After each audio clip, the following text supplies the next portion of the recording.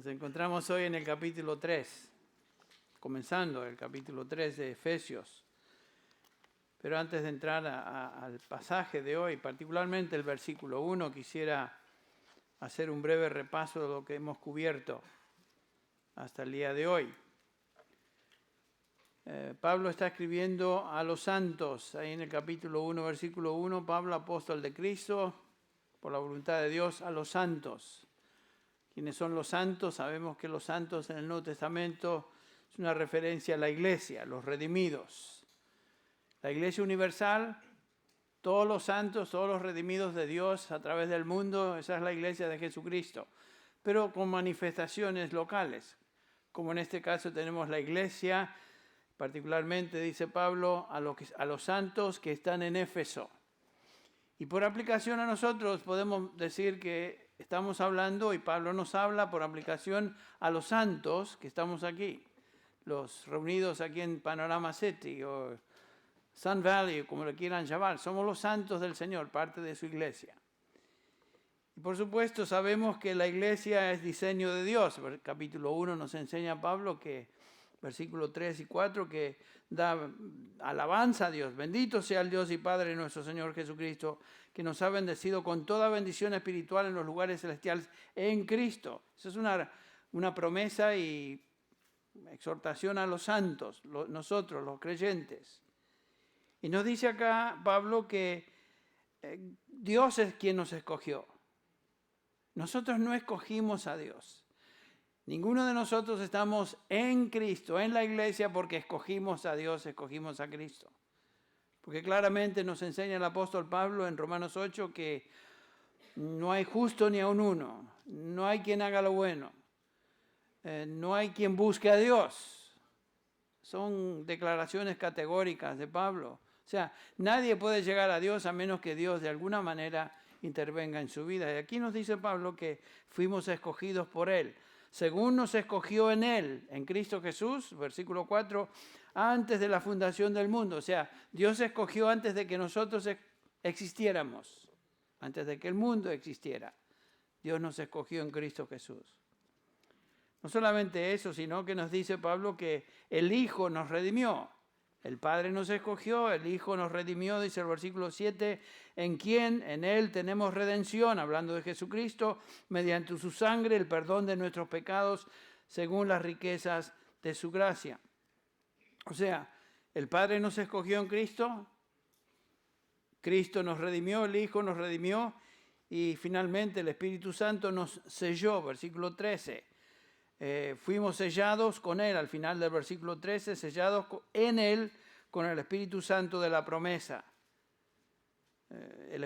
Dios Padre nos escoge, el Hijo nos redime y el Espíritu Santo nos sella. Toda la obra de salvación es la obra de Dios, Padre, Hijo, Espíritu Santo.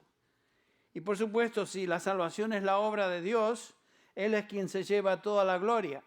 Por eso Pablo repite 3 veces en el capítulo 1, para alabanza de la gloria de su gracia, versículo 6, versículo 12, a fin de que nosotros fuimos los primeros en Cristo, seamos para alabanza de su gloria otra vez. Y el versículo 14, al final, para alabanza de su gloria. Dios no comparte su gloria con nadie, toda la alabanza y la gloria va a Dios por nuestra salvación. Muy bien, entonces llegamos al capítulo 2 y Pablo nos comienza a hablar en los versículos del 1 en adelante de cómo es que llegamos a formar parte de esa iglesia. Cómo es que una persona llega a formar parte del pueblo de Dios, su iglesia. Obviamente Dios tiene que intervenir porque no estábamos en condiciones de entrar en el reino de Dios. Noten cómo Pablo nos describe ahí en el versículo del 1 al 3. Él nos dio vida a vosotros que estabais muertos en vuestros delitos y pecados. Esa era nuestra condición antes. Muertos, espiritualmente muertos. Vivos físicamente, pero espiritualmente muertos. Muerto quiere decir eso, muerto, insensible, incapaz de responder a ningún tipo de estímulo. En los cuales anduvisteis en otro tiempo, dice Pablo, según la corriente de este mundo, conforme al príncipe de la potestad del aire, o sea, el diablo, el espíritu que ahora opera en los hijos de desobediencia, entre los cuales, dice Pablo, tanto judíos como gentiles, todos nosotros en otro tiempo vivíamos en las pasiones de nuestra carne, satisfaciendo los deseos de la carne y de la mente, y éramos por naturaleza hijos de ira. Todo ser humano que no conoce a Dios, por medio de Cristo, está bajo la ira de Dios. Lo que le espera a todo ser humano fuera de Cristo es una eternidad separados de Dios. Esa era nuestra condición. Y no podíamos hacer nada al respecto porque estábamos muertos. Entonces, ¿qué pasó? Dios interviene, versículo 4. Pero Dios, el gran pero ahí, pero Dios que es rico en misericordia por causa del gran amor con que nos amó, ¿qué hizo Dios? A nosotros que estábamos muertos, aun cuando estábamos muertos en nuestros delitos, nos dio vida juntamente con Cristo. Noten eso. Dios interviene, nos da vida, nos une a Cristo Jesús. La única razón que estamos en Cristo Jesús es porque Dios Padre intervino, nos dio vida juntamente con Él, versículo 5, con Cristo. Por gracia habéis sido salvados, versículo 6, con Él nos resucitó. Lo que sucedió a Cristo físicamente sucede con nosotros espiritualmente. Morimos con Cristo, se nos dio vida con Cristo, resucitamos con Cristo, y noten, el versículo continúa diciendo, y con Él, con Cristo Jesús, nos sentó en los lugares celestiales en Cristo Jesús. Estos pasajes nos enseñan nuestra inseparable relación y unión a Cristo y con Cristo Jesús. Y noten que Pablo hace hincapié en esta realidad, es por pura gracia. Versículo 5 y el versículo 8 otra vez. Dice lo mismo, porque por gracia habéis sido salvados por medio de la fe. ¿Cómo es que entramos, cómo es que formamos parte de la iglesia? Por gracia hemos sido salvados y el medio que Dios utiliza es la fe. Que no es de vosotros, dice el pasaje, sino que es don de Dios. Y después agrego al versículo 9, no por obras, para que nadie se exalte o se gloríe. Es imposible decir, bueno, yo participé en mi salvación. No, porque tú no hiciste nada. ¿Cómo vas a hacer algo si estabas muerto? Un muerto no hace nada. Un muerto recibe cualquier tipo de estímulo, no responde, a menos que Dios, en el caso nuestro, que estábamos muertos, espiritualmente muertos, Dios interviene. Y esa es la gran realidad, la preciosa realidad, que Dios intervino y nos dio vida. Y dice Pablo que somos salvados por gracia, por pura gracia de Dios. No por obras, para que nadie se gloríe. Y el versículo 10 nos habla de la única obra que realmente vale y tiene que ver aquí, porque somos hechura suya, creación de Dios, creados en Cristo Jesús para buenas obras, las cuales Dios preparó de antemano para que viviésemos o anduviésemos en ellas. Alguien puede decir, y estaba hablando con una persona la semana pasada, aquí en este servicio, terminando el servicio, antes del servicio, no me acuerdo, yo soy cristiano. ¿Cómo sabes que eres cristiano? Bueno, no me podía decir. Me daba un montón de respuestas que obviamente me indicaban a mí, no tienen ni idea de lo que es ser cristiano. ¿Sabes qué? Un cristiano se caracteriza por un patrón de vida de buenas obras. ¿Qué quiere decir eso? Obediencia a Dios, obediencia a su palabra. No simplemente, yo tengo fe. Santiago nos dice que los demonios creen y tiemblan. No es cuestión de decir yo creo en Jesús. Saben que todos los demonios creen en Jesús, todos. Y saben que son todos ortodoxos en su fe. Todos creen en el Evangelio de Jesucristo, pero no son salvos. Porque siempre tienden a sentir intelectual a lo que saben es verdad, pero no es que han sido transformados. O sea, no me vengas a decir que tienes fe en Cristo, que crees en Cristo. Eso no es suficiente si no va acompañada esa fe con una obediencia al Señor. Jesús lo dijo de esta manera. No todo el que me dice Señor, Señor, entrará en el reino de los cielos. Entonces, ¿qué es la diferencia? Sino el que hace la voluntad de mi Padre que está en los cielos. Eso es obediencia. Esas son buenas obras. Y Jesús lo hace muy claro. Y Pablo nos enseña eso. Entramos a a la iglesia por medio de la fe y es obra de Dios. Y dice el versículo 10, somos hechura suya, creados en Cristo Jesús, ahora sí para buenas obras, para buenas obras. Los versículos del 11 al fin del capítulo, Pablo habla de la unidad del cuerpo de Cristo, la unidad de judío y gentil como parte del cuerpo de Cristo. La iglesia es la unidad espiritual de judíos y gentiles en Cristo, en la fe, que es algo nuevo en el Nuevo Testamento. Es algo nuevo, algo que no existía en el Antiguo Testamento. Y el capítulo 3 comienza a hablarnos de esto específicamente, Pablo, a lo cual él llama un misterio. Un misterio. Así que nos encontramos aquí en el capítulo 3 de Efesios. Finalmente llegamos ahí. Y Pablo continúa la enseñanza acerca de la iglesia, pero bajo el prisma o la figura o imagen de un misterio. Versículo 3. Misterio. No lean ahí la palabra ministerio. Si leemos rápido a veces el pasaje, nos viene a la mente la palabra ministerio. Él va a hablar del ministerio, pero aquí Pablo habla de misterio, el misterio de Cristo, el misterio de la iglesia. ¿Y qué es un misterio en el Nuevo Testamento? No es algo en referencia a algo misterioso, algo extraño, algo raro. Esa no es la idea del misterio en el Nuevo Testamento, sino que se refiere a un secreto divino. Algo que Dios conoce, pero que aún no ha revelado. Por ejemplo, ustedes recuerdan en el pasaje de Deuteronomio 29, versículo 29 también, donde Moisés nos dice que las cosas secretas pertenecen al Señor o pertenecen a Jehová. Mas las cosas reveladas nos pertenecen a nosotros y a nuestros hijos. El Nuevo Testamento revela varios misterios que estaban escondidos en Dios en el Antiguo Testamento y que Él aún no había revelado. Obviamente Dios conoce secretos que nosotros no conocemos. No podemos a veces entender a Dios en todos sus aspectos porque no somos Dios. Si pudiéramos entender a Dios en su totalidad, eso indicaría que somos como Él y no somos como Él. Él es el soberano, el supremo, el creador, Dios de dioses. Nosotros somos simples criaturas hechos por Él.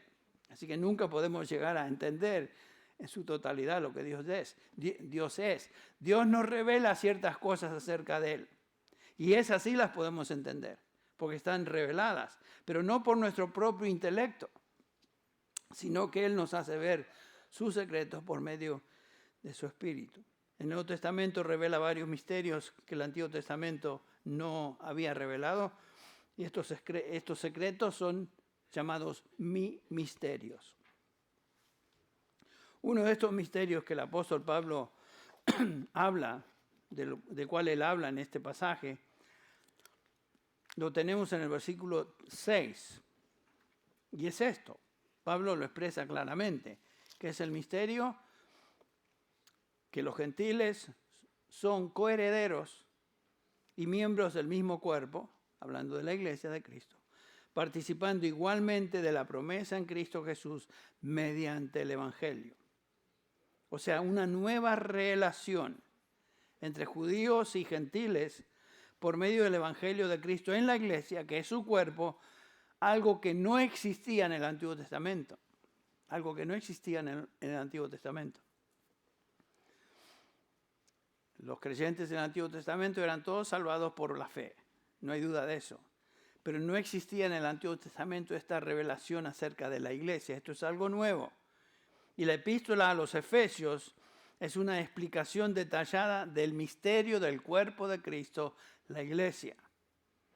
Este misterio es que tanto judíos como gentiles, aquí lo dice Pablo, todos los creyentes, sin importar su raza, su origen, su posición económica o social o género, son uno en Cristo Jesús. La iglesia es un cuerpo compuesto de todos los redimidos alrededor del mundo, judíos o gentiles. Ustedes recuerdan que los judíos se creían el pueblo de Dios porque eran descendientes de Abraham. Y Dios sí escogió a la nación de Israel, escogió a ese pueblo para llevar a cabo su plan de redención en esta tierra. Y es obvio que el Mesías, Cristo Jesús, vino a través del pueblo escogido.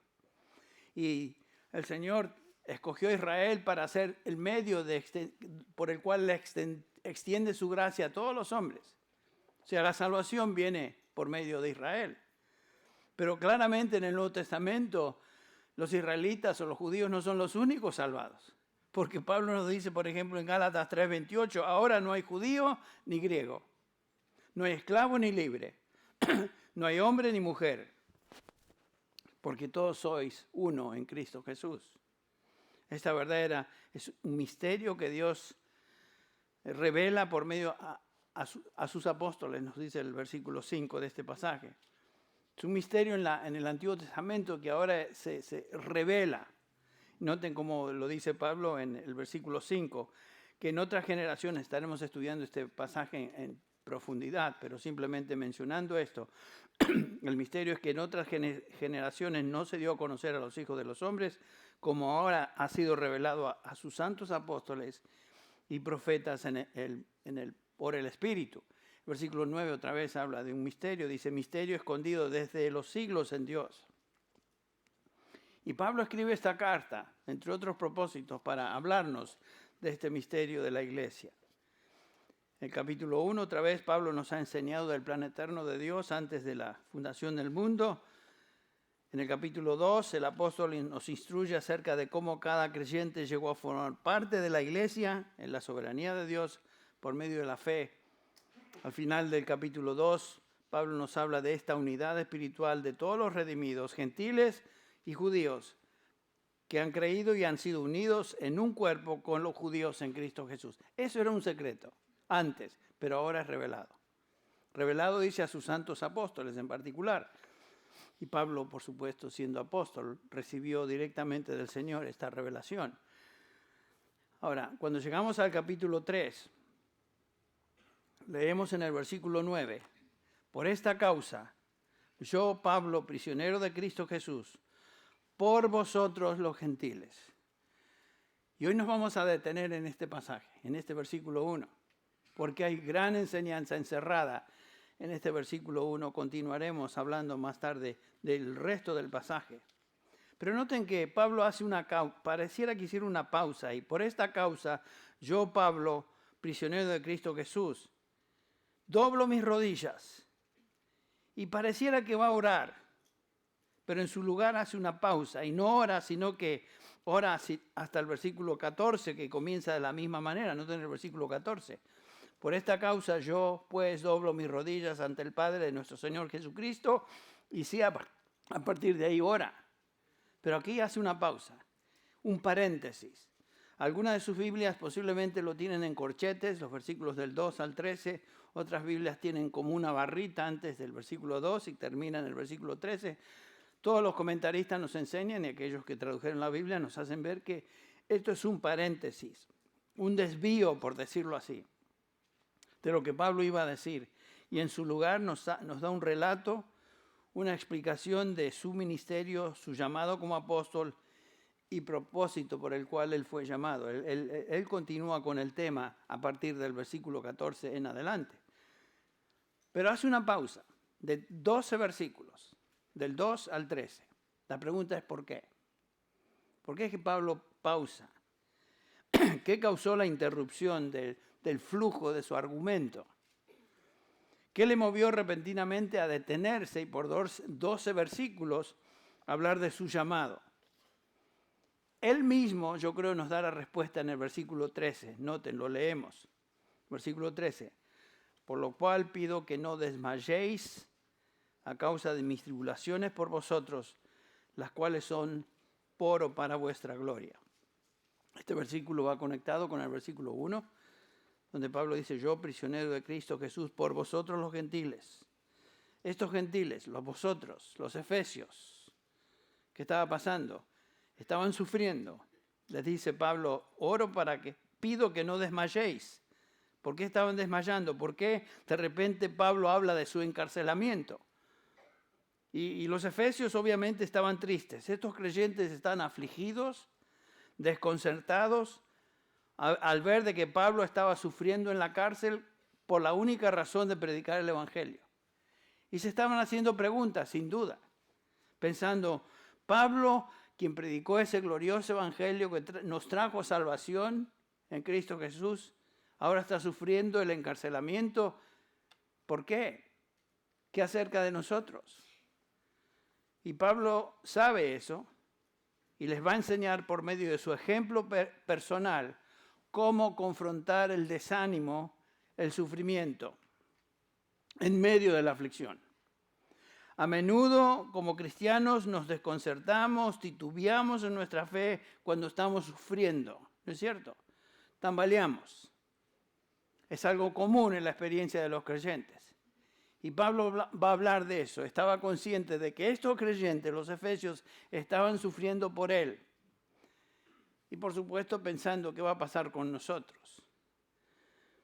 No tenía la intención de continuar con el tema del sufrimiento y el cristiano hoy, pero en la providencia de Dios estoy enfrentando un pasaje que me obliga a considerar lo que Pablo está enseñando y lo que él tiene en mente cuando enseña esto.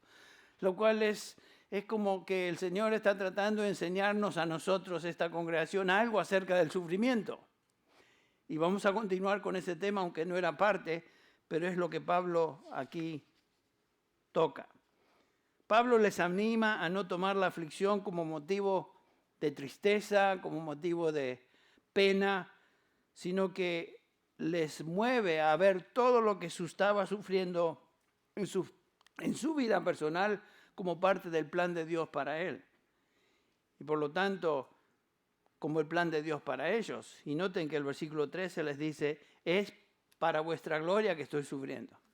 Noten cómo cambia, qué giro le da el apóstol a esto.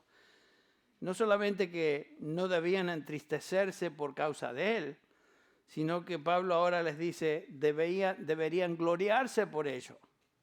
Gloriarse por la aflicción que él, Pablo, estaba pasando por ellos, los gentiles. Entonces, la razón de este pequeño paréntesis, bueno, son 12 versículos, de este desvío en el argumento de Pablo, es animar a los creyentes, que es lo que estaremos viendo hoy y la próxima vez. Animar a ellos y por aplicación a nosotros. Pablo nos enseña a través de su ejemplo de cómo enfrentar, cómo responder cristianamente ante la aflicción que a menudo nos embarga, cada uno de nosotros. Y noten cómo él lo hace. ¿Cómo es que les anima? En primer lugar, lo que observamos aquí es el corazón pastoral del apóstol Pablo. Él no está simplemente escribiendo un tratado doctrinal sobre la iglesia. No está dando una plática sobre la iglesia. Pablo no estaba interesado en pláticas. Pablo estaba interesado en el bien espiritual de los creyentes. ¿De qué sirve un tratado doctrinal si no afecta la vida o crecimiento espiritual de aquellos que escuchan eso? Y Pablo estaba interesado en eso. Él escribe esta carta para edificar, para animar a los creyentes. Su interés era el crecimiento de ellos en su fe, su madurez. Esa era su motivación en escribir y enseñar.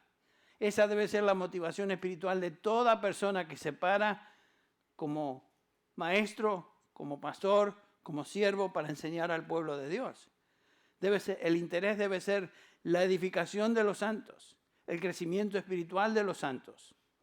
Aquí tenemos 2, 3, 4 pastores y personas que están enseñando dentro de nuestra iglesia en contexto de escuela dominical. Miren, tenemos Sundays in July, varios de nuestros maestros están ahí enseñando. Bueno, ¿por qué enseñan? ¿Para dar una platiquita linda, bonita, un sermoncito para cristianitos? No, están enseñando la palabra de Dios con esta motivación, edificar al cuerpo de Dios. Esa debe ser la motivación, esa era la motivación del apóstol Pablo. Y Pablo ahora enseña acerca del por qué es el sufrimiento en la vida cristiana. ¿Por qué el sufrimiento en el ministerio? Y va a hablar de eso también. Toda la información que tenemos en los versículos del 2 al 13 es un paréntesis donde el apóstol explica más acerca de, ahora sí, el misterio de Cristo. No el ministerio, sino el misterio. La iglesia. Pablo habla de su ministerio, por supuesto, entre tanto. Habla de su llamado, su propósito ministerial para ayudar a estos creyentes y a nosotros a ver que todo lo que nos sucede en nuestra vida Es parte del propósito y plan de Dios para sus hijos. Todo, específicamente el sufrimiento. Entonces veamos primero a Pablo como el predicador del misterio que le había sido revelado. Y aquí lo tenemos a Pablo, donde él mismo se identifica como el prisionero por causa de predicar ese misterio. Prisionero de Cristo. Pablo comienza a elaborar la verdad del misterio, presentándose a sí mismo como uno que estaba sufriendo, como prisionero de Cristo. Pablo instruye a estos creyentes y a nosotros por aplicación que su sufrimiento en la cárcel no fue un accidente. No fue un hecho desafortunado y triste en su vida al cual él tenía que resignarse. Esa no es la actitud del apóstol Pablo, sino que era parte del plan glorioso de Dios para su vida, quien le había llamado no solo a salvación y servicio, sino que también le había llamado a sufrir. Y veremos esto en detalle. Ustedes recuerdan cuando Pablo fue llamado ahí en el capítulo 9 de Hechos de los Apóstoles, en camino a Damasco, a capturar cristianos, arrastrarlos a la cárcel, etc. Que finalmente el Señor lo confronta, queda ciego por unos días, pasa ahí a hablar con Ananías. Este Ananías, que era creyente, lo recibe en su casa y el Señor le dice, mira, el Señor le dice a Ananías, tú ten cuidado de este hombre, ve a él y habla con él. Y Ananías responde como todo cristiano de la época hubiera respondido, pero Señor, este es un criminal, este es un bárbaro, ¿qué hace este hombre? Tiene autoridad de los principales sacerdotes para prender a todos los que invocan tu nombre. Señor, ¿qué me estás diciendo? ¿Que yo vaya a este? Y el Señor le contesta, ve porque él me es un instrumento, un vaso escogido para llevar mi nombre en presencia de los gentiles, de reyes y los hijos de Israel. Predicar el evangelio. Y después dice el versículo 16, porque yo le mostraré cuánto debe padecer por mí. Pablo había sido llamado a predicar, llamado a enseñar, llamado a ministrar, pero había sido también llamado a sufrir. Y saben que todo cristiano ha sido llamado por el Señor con el propósito de ser un testimonio de Cristo, vivir por Cristo, vivir una vida de obediencia a Cristo, pero también ha sido llamado a sufrir. Te estás preguntando por qué estás sufriendo como cristiano. Algunos de ustedes tal vez están sufriendo más a partir de que se vinieron a Cristo que antes. ¿Por qué? Porque es parte del llamado. Cada uno de nosotros, los santos, los redimidos, fuimos llamados a sufrir. Noten cómo Pablo lo expresa en Filipenses 1:29. Filipenses 1:29. Pablo dice, porque a vosotros, y él se dirige a estos creyentes en Filipos, a vosotros os es concedido a causa de Cristo, no solo que creáis en Él, sino también que padezcáis por Él. Ese es parte del llamado. El Señor dijo, en el mundo tendréis aflicción. No temáis, yo he vencido al mundo. Pero si somos creyentes en Cristo Jesús, hemos sido llamados también a sufrir por Él. Noten eso. Y el principio detrás de esta doctrina del sufrimiento en la vida del cristiano se subraya específicamente y claramente en la segunda carta de Pablo a Timoteo. Segunda Timoteo capítulo 3. Noten ahí, comenzando con el versículo 10. Pablo le está escribiendo a Timoteo que estaba sufriendo. Timoteo estaba sufriendo. Porque Pablo se encontraba en la cárcel, él había sido su mentor. El gran apóstol Pablo estaba encarcelado, listo para ser ejecutado, posiblemente después de 2 Timoteo, 3 semanas después de escribir esta epístola. Pablo fue degollado ahí en Roma. Timoteo tenía temor, estaba triste, estaba afligido. Y Pablo le dice, lo anima de esta manera. Noten el versículo 10. Timoteo, tú has seguido mi enseñanza, mi propósito, mi fe, mi paciencia, mi amor, mi perseverancia.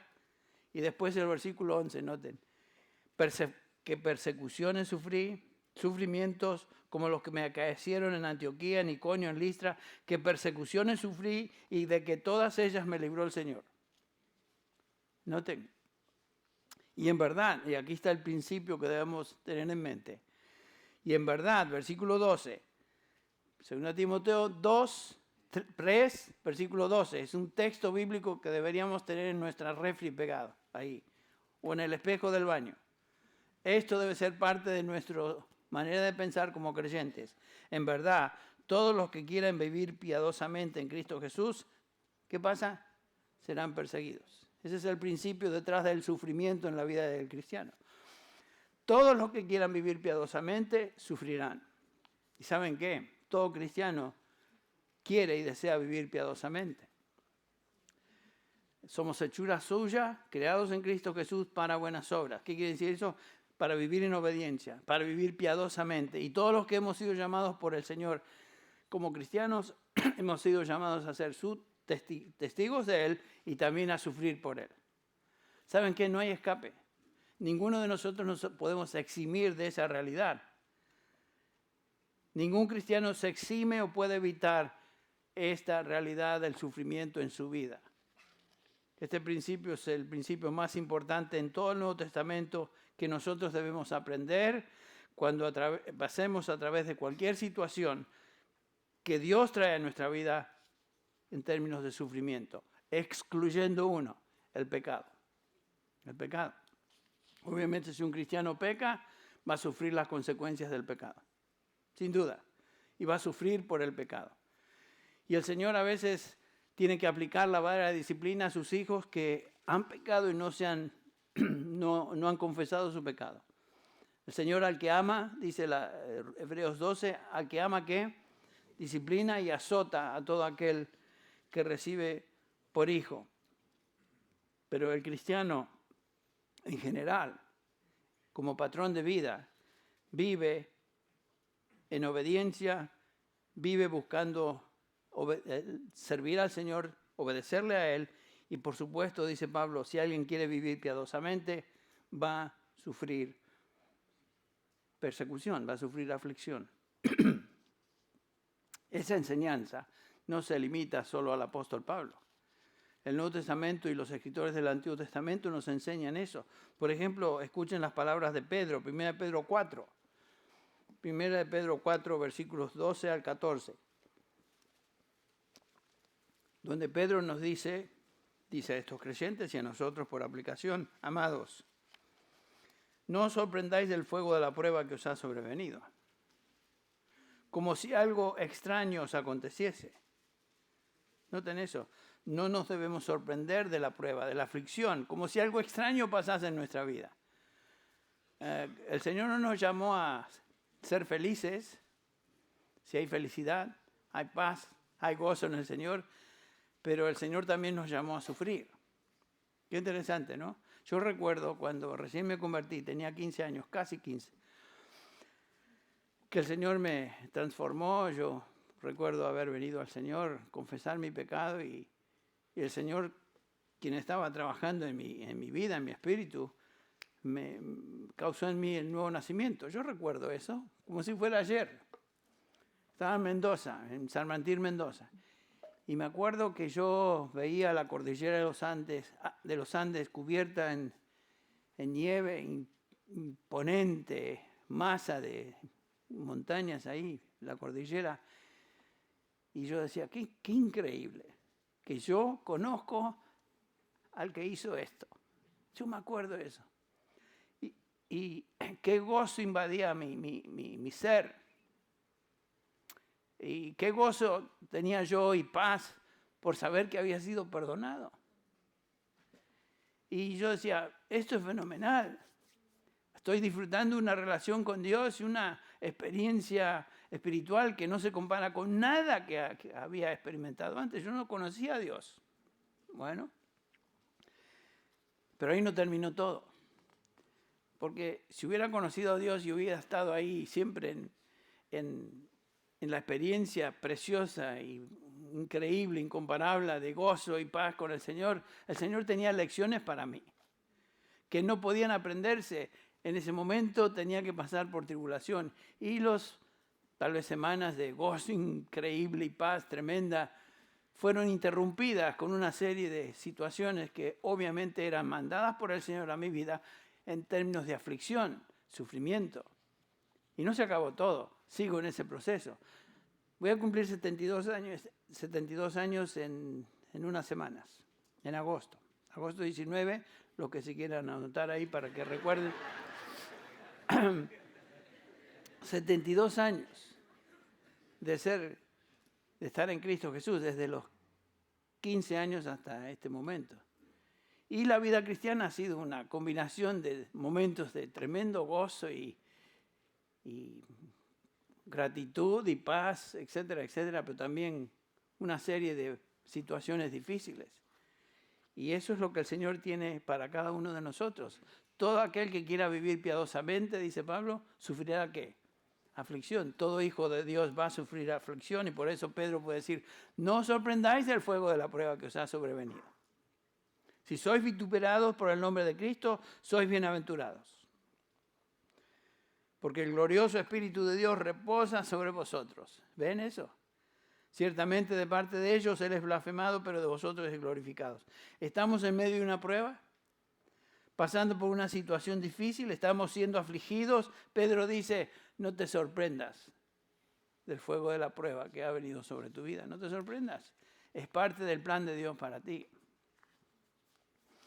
Santiago enseña lo mismo. Cuando estudiamos Santiago, la epístola de Santiago, capítulo 1, versículo 2, ¿recuerdan? Dice Santiago, hermanos míos, tened por sumo gozo cuando os halléis en diversas pruebas. Santiago va un paso más allá. No simplemente que no nos sorprendamos, sino que tengamos esa prueba como un motivo de gozo, supremo gozo. Porque la prueba de vuestra fe produce ¿qué? Paciencia, o sea, perseverancia. En otras palabras, ser cristiano, servir al Señor, conlleva sufrimiento. No podemos evitarlo. Y sin duda Pablo, cuando escribe estas palabras en Efesios 3, estaba pensando en eso cuando escribe a los creyentes ahí en Éfeso. Están sufriendo, estaban perplejos, estaban tristes, porque Pablo estaba sufriendo. El gran apóstol, quien había sido llamado a predicar, había sido tomado de ellos y ahora puesto en la cárcel. Qué tristeza. Y eso les afligió. Y Pablo les dice que este sufrimiento que él estaba experimentando no era un accidente, ni él se sentía víctima de sus circunstancias. No, Pablo miraba, razonaba su situación en la cárcel como parte íntegra de ser siervo de Jesucristo. Por eso él podía decir, yo soy prisionero de Cristo. Soy prisionero de Cristo. Cristo le había llamado a predicar el Evangelio, como vimos, y llamado a sufrir. Y por lo tanto lo que estoy sufriendo es porque Cristo me trajo aquí. No es que Nerón me puso aquí, no es que el imperio me puso aquí, sino que Cristo me trajo. Soy prisionero, no de Roma, sino de Jesucristo. Y Pablo era un prisionero, como vimos, perdón, hermanos, por causa de la verdad que estaba predicando. Lo que le llevó a la cárcel fue el hecho de que él predicaba que los judíos y gentiles eran uno en Cristo. Eso en particular provocó la gran persecución de los judíos para con él. Ustedes recuerdan, antes de ser arrestado, era Saulo de Tarso. Era un hombre que no conocía a Cristo, era un judío nacionalista, ultraconservador, fariseo de fariseos, como él se llamaba. Miembro del Sanedrín, el consejo gobernante religioso de la nación de Israel. Era un judío celoso de su religión, perseguidor de cristianos cuya misión en la vida era destruir a Cristo y todo lo que tenga que ver con Cristo. Y noten que Lucas nos dice en Hechos 8:3 que Saulo hacía estragos en la iglesia, entrando de casa en casa, arrastrando a hombres y mujeres, los echaba en la cárcel. He was a bad boy, to say the least, ¿no es cierto? O sea, su misión era destruir cristianos, sea como sea. Era un mal tipo, era un mal tío, y por lo tanto le tenían temor. De repente en camino a Damasco el Señor lo confronta, se le aparece, se convierte al Evangelio, es llamado a servir al Señor y por supuesto su vida cambió. De ser un defensor fanático del judaísmo, ahora se convierte en el proclamador más celoso más importante en la vida, en la historia de la iglesia. ¿Qué cambio? El Señor hizo eso. Por gracia, no por sus obras. Por eso Él puede decir, somos salvos no por obras, sino por fe y por pura, sola y exclusiva gracia. Porque si yo tuviera que demostrar obras, ¿qué obras tenía? He was a bad guy. No tenía obras. Ahora, lo que le ganó la antipatía de los judíos, su reputación entre los judíos era el hecho de que él era judío de judíos, y sin embargo ahora predica un evangelio que incorporaba a los gentiles. ¿Qué es eso? Para los judíos, incorporar a los gentiles como el pueblo de Dios era anatema, era inconcebible, imposible. Eran perros. Hasta el día de hoy los judíos piensan en los gentiles como perros. No es una posición muy halagadora si somos gentiles. Y, por supuesto, el resto del mundo piensa en ellos como lo peor también. O sea, existe esta constante lucha entre judíos y gentiles y continúa. Bueno, en Cristo todo cambia. En la iglesia todo cambia. Este es un misterio, es algo nuevo. Los judíos no podían tolerar esa enseñanza. Y en la primera oportunidad que tuvieron, inventaron una acusación para destruirlo. Y el libro de Hechos nos habla de eso. Todo el capítulo 21 de Hechos, hasta el final del capítulo, ahí por ejemplo en el 36, la multitud judía decía, ¡que muera, que muera, que muera! Trataron de... Y si no hubiera sido porque fue rescatado por un comandante romano y su grupo de soldados, y lo hubieran ejecutado ahí. Pablo sufrió persecución. ¿Por causa de qué? Por causa de predicar que el evangelio de Jesucristo incluía judíos y gentiles. Podemos notar entonces por qué él escribe el capítulo 3 de Efesios, teniendo eso como trasfondo. Dice el versículo 1, Efesios 3, por esta causa yo, Pablo, ahora prisionero de Cristo, por causa o por amor de vosotros los gentiles. ¿Esa frase ahora no tiene sentido? Pues claro, miren todo lo que sufrió y había estado en la cárcel ya por 5 años cuando le escribe esta carta. Todo lo que sufrió por esto y sin embargo dice, lo hago por amor a vosotros los gentiles. Antes yo odiaba al pueblo de Dios, ahora amo al pueblo de Dios que incluye tanto a judíos como gentiles. Ese es el misterio del Evangelio. El resto de los capítulos de Hechos son una narración de cómo Pablo tuvo que enfrentarse al Sanedrín, ustedes recuerdan, explicar su conversión, luego presentar su defensa ante el gobernador Félix, luego a Festo, luego al rey Agripa. Y si Pablo no hubiera apelado a Roma, al César, ¿se acuerdan ustedes? Él hubiera sido liberado, pero no, fue llamado a Roma porque él apeló a César. Bueno, y estaba esperando ahí en custodia su veredicto final. Pero lo que quiero que veamos, y estoy tratando de resumir porque se nos está yendo el tiempo, que todo lo que sucedió en la vida de Pablo fue por predicar el Evangelio que incluía a gentiles y judíos. Pablo estaba tan convencido de la verdad del Evangelio y la unidad de la iglesia que no le importaba nada su sufrimiento. No le importaba para nada el costo de su predicación con tal de ser fiel a esa verdad. Pablo era un hombre realmente comprometido con el Evangelio. Esto le costó hasta ese momento un encarcelamiento de 5 años y todos los sufrimientos que él menciona. Pero noten algo. Ante este sufrimiento, Pablo en ningún momento se queja, se hace la víctima, o expresa algo negativo, o trata de que otros le hagan sentir bien. Lo que vemos aquí es un tono triunfal. Un tono triunfal en medio de la aflicción, y noten el versículo 13 otra vez, 3:13 de Efesios, por lo cual pido que no desmayéis por causa de mis tribulaciones, por vosotros, las cuales son para vuestra gloria. Un tono victorioso ahí, un tono jubiloso.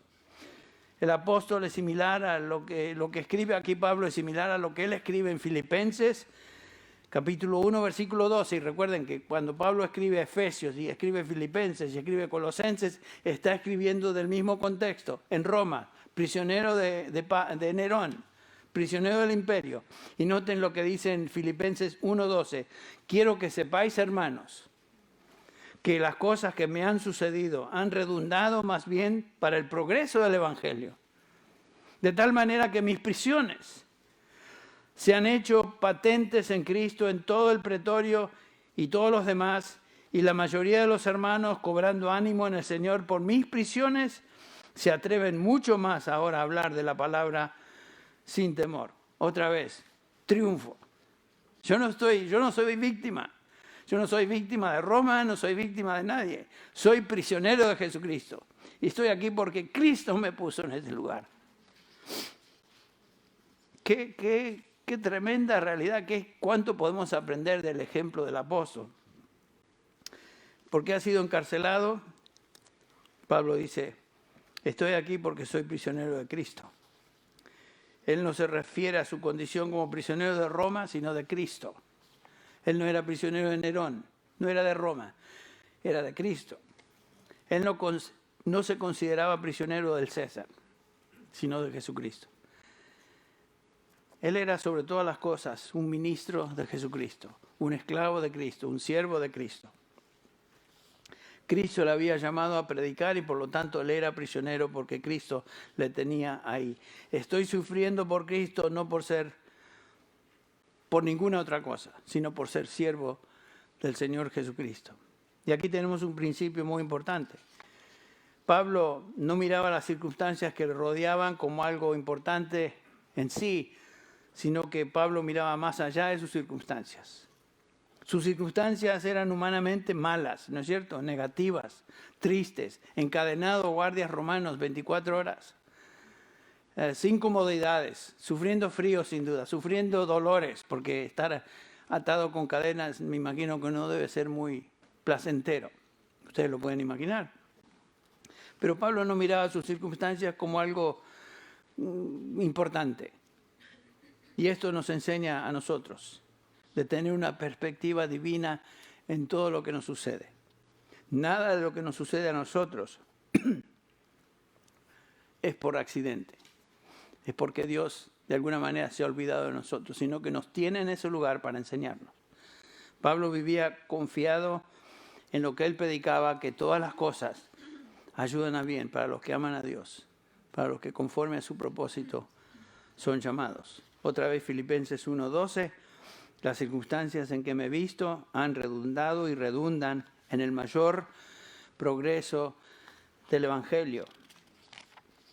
Pablo estaba convencido que su sufrimiento era para el bien de otros, por eso se regocijaba en medio de la aflicción. Y Pablo dice, ¿se acuerdan el pasaje que leímos en Colosenses? Ahora me alegro de mis sufrimientos, versículo 24, Colosenses 1:24. Ahora me alegro de mis sufrimientos por vosotros. Y él está escribiendo desde la cárcel. Y en mi carne, completando lo que falta de las aflicciones de Cristo, hago mi parte por su cuerpo, que es la iglesia, de la cual fui hecho ministro conforme a la administración de Dios que me fue dada para beneficio vuestro. Ahí está, otra vez. A fin de llevar a cabo la predicación de la palabra de Dios. Todo lo que hago es por Cristo, para beneficios de otros. Pablo sabía que los problemas que habían venido sobre su vida eran parte del plan de Dios para su vida como su siervo. Eran por causa de la predicación de este misterio, que judíos y gentiles son parte ahora de la iglesia.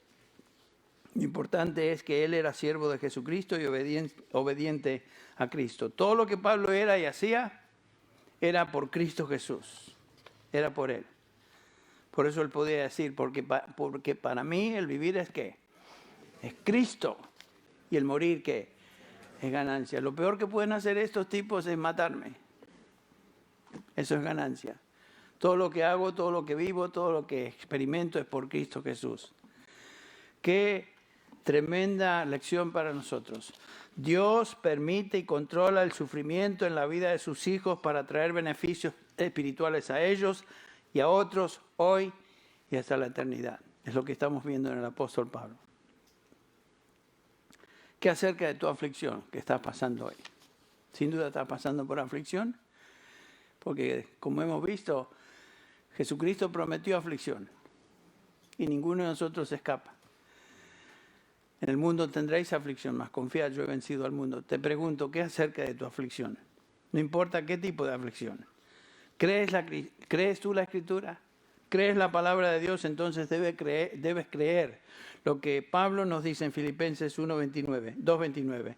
Porque a vosotros se os ha concedido por causa de Cristo, no solo que creáis en Él, sino que ¿qué? Que sufráis, padezcáis por Él. La pregunta es, ¿creemos esto?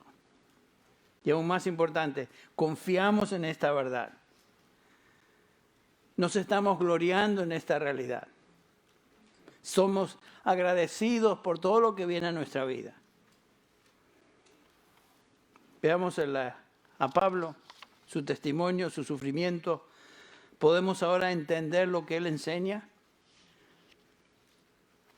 Podemos decir con el apóstol Pablo, estoy pasando por sufrimiento, estoy sufriendo, pero mi sufrimiento es porque Cristo me ha colocado en este lugar, en este día, en esta posición, ahora donde me encuentro. Es de Él, viene de Él. La próxima vez estaremos viendo lo que Pablo enseña acerca de su llamado y cómo esto es relacionado a lo que él estaba experimentando. No tenía la intención de continuar con el tema del sufrimiento, pero no lo podía evitar porque se encuentra aquí enfrente nuestro. Nos está mirando en este pasaje y no podemos evitarlo. Que el Señor use su palabra para animarnos y bendecirnos. Gracias a Dios por todo lo que Él envía a nuestra vida. Vamos a terminar con una palabra de oración. Padre, te damos gracias por esta mañana, una vez más, por el testimonio del apóstol Pablo. Qué tremendo aliento es para nosotros, Señor, ver a este hombre que estaba sufriendo de una manera singular. ¿Cómo lo transformaste de ser un enemigo tuyo a ser el mayor proclamador y mejor proclamador del Evangelio? Señor, podemos ver en tu obra en la vida de este hombre. Y Señor, gracias te damos por su testimonio. Te damos gracias, Señor, por las aflicciones que has traído a hermanos en Cristo que conocemos y otros de los cuales leemos, que esa aflicción ha servido para la extensión de tu Evangelio, que ha servido para el ánimo de tantos creyentes que les observan y les han observado. Gracias te damos, Señor, por todo lo que haces y todo lo que envías a nuestra vida. Ayúdanos a ser conscientes de esta realidad, que no hay accidentes en la vida de un creyente. Es todo parte de tu propósito y tu plan. Bendícenos, Padre, anímanos. Te pido que bendigas a cada persona aquí presente y a aquellos que han tenido acceso y han podido escuchar este mensaje. Bendice a tu pueblo, a los santos, donde quiera que este mensaje sea proclamado. Pedimos esto en el nombre de Jesús. Amén.